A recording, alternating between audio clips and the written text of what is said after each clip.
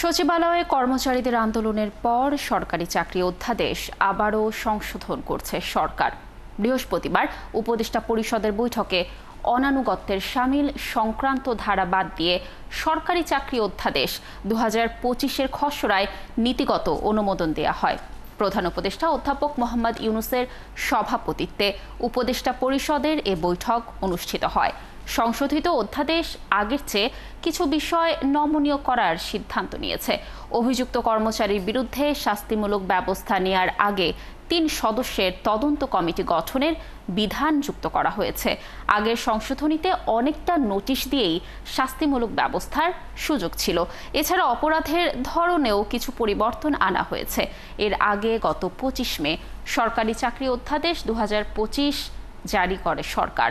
এরপর অধ্যাদেশ বাতিলের দাবিতে সচিবালয়ের ভেতরে ব্যাপক আন্দোলন গড়ে তোলেন বিভিন্ন মন্ত্রণালয় ও বিভাগের কর্মচারীরা।